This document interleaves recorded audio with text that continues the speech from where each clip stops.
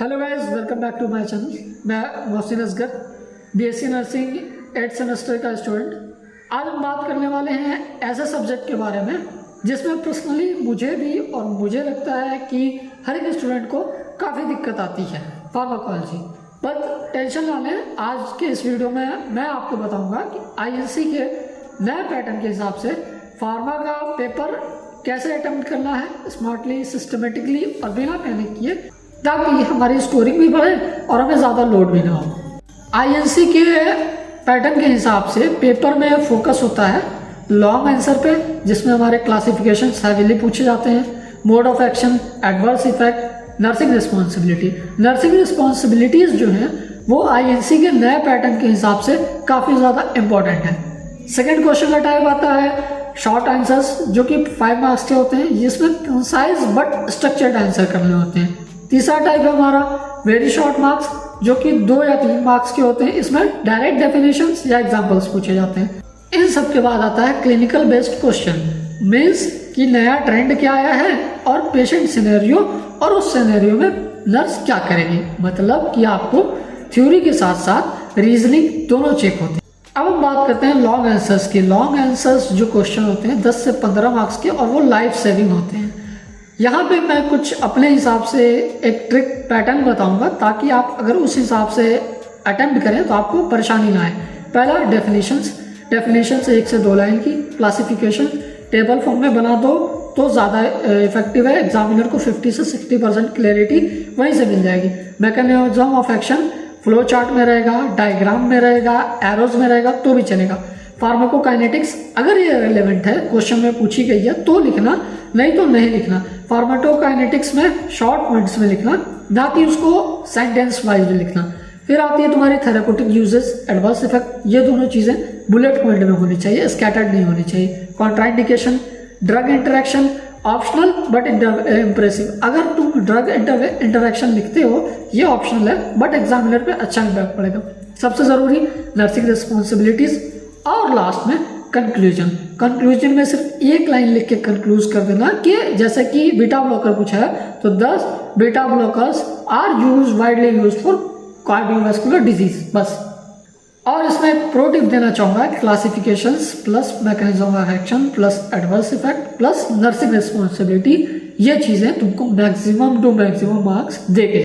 Second बात करते हैं शॉर्ट नोट्स पे। 5 मार्क्स का जो आता है शॉर्ट नोट्स में, एग्जामिनर को क्रिस्प इंफॉर्मेशन चाहिए, मतलब कम पॉइंट में ज़्यादा। तो उसमें तुम डेफिनेशन यूज़ करते हो, मैकेनिज्म ऑफ एक्शन यूज़ कर सकते हो, यूजेज यूज़ कर सकते हो, एडवर्स इफेक्ट यूज़ कर सकते हो, डायग्राम बना सकते हो। एडवर्स इफेक्ट या फिर डायग्राम फ्लो चार्ट में भी यूज़ कर सकते हो। लेकिन इसमें एक और प्रो टिप है कि अगर डायग्राम बनाओगे तो वो एक्स्ट्रा पॉइंट दे के जाएगा। अगर डायग्राम नहीं बनाते हो तो उससे नेगेटिव इम्पैक्ट नहीं पड़ेगा, बट अगर डायग्राम बनाते हो तो वो एक्स्ट्रा पॉइंट दे के जाएगा। अब बात करते हैं वेरी शॉर्ट की। ये तो सिंपल होते हैं, डेफिनेशन लिख दो, एक इंपॉर्टेंट पॉइंट लिख दो, एग्जाम्पल लिख दो। अगर पॉसिबल है, याद आ रहे हैं तो लिख दो, नहीं याद आ रहे हैं तो एग्जाम्पल की हेडिंग भी मत डालना। ओवर राइटिंग नहीं करना, क्योंकि एग्जामिनर को पता है क्या पूछा गया है क्या नहीं पूछा गया है। अगर तुम ओवर राइटिंग करोगे तो वो नंबर काटेगा। जितना पूछा जाए बस उतना जवाब दो और उसी को क्रिस्प बना के दो।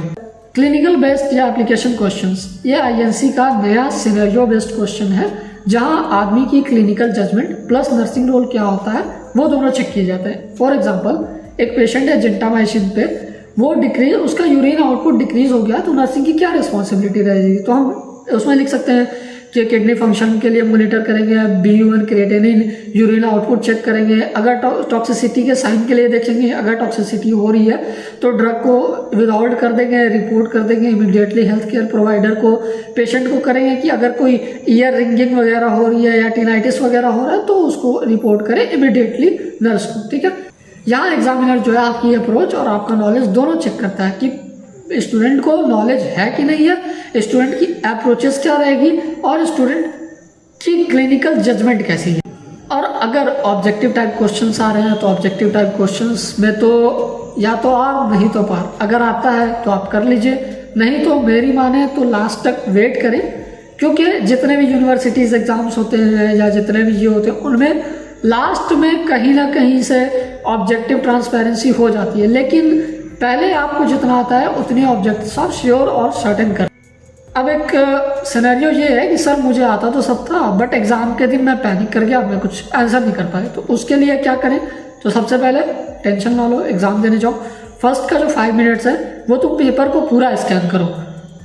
2 पेज का पेपर है, 3 पेज का पेपर है, जितने का भी है पूरा स्कैन करो। फार्मा, पैथो, जेनेटिक्स तीनों तुम पढ़ो। उसके बाद जो जो इजी क्वेश्चंस लगते हैं या जो जो कंफर्म है कि हाँ ये मैं अच्छे से कर लूँगा, उन पर टिक कर दो। उसके बाद इन 5 से 10 मिनट में तुमको जो भी ऑब्जेक्टिव्स आते हैं, जो भी इजी क्वेश्चंस है उनको टिक कर लो, जो भी ऑब्जेक्टिव्स आते हैं उनको टिक कर लो।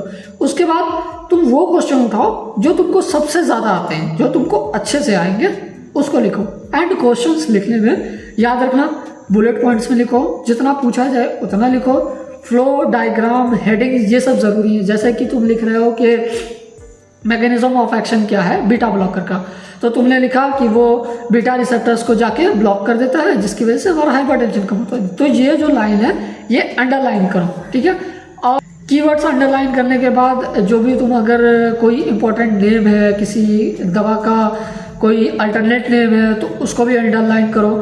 तुम इसमें डायग्राम्स, टेबल्स ये भी बना सकते हो, क्योंकि डायग्राम, टेबल्स, प्रेजेंटेशन देख के एग्जामिनर का मूड फ्रेश हो जाता है, तो वो तुम्हें ज़्यादा नंबर।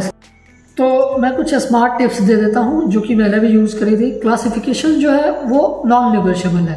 अगर तुमको क्लासिफिकेशन आती है, नहीं आती है, लिखो। अगर क्लासिफिकेशन भूल गए हो तो मैकेनिज्म ऑफ एक्शन लिखो। ड्रग्स, इंडिविजुअल ड्रग्स नहीं याद करो, क्लासिफिकेशन में याद करो, क्योंकि क्लासिफिकेशन में अगर याद करोगे तो कोई भी, अगर तुम एक ड्रग भूल गए हो, दूसरी का नाम याद आएगा तो वो भी लिख दोगे।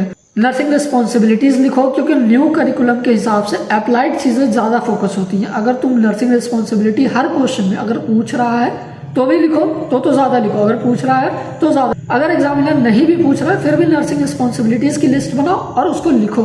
उसके बाद तुम हैंड राइटिंग साफ रखो, क्योंकि हैंड राइटिंग अगर क्लीन रहेगी, कंटेंट कम भी है तो चल जाएगा, बट अगर हैंड राइटिंग गंदी हुई और कंटेंट तुमने ज़्यादा भी लिखा है तो एग्जामिनर कोई भाव नहीं देगा, तुम्हारे पेपर को एवरेज मार्किंग करके निकल जाएगा। फाइनल बात ये कि आप जो है फोकस कर सकते हैं टेबल पे, डायग्राम पे, फ्लो चार्ट पे।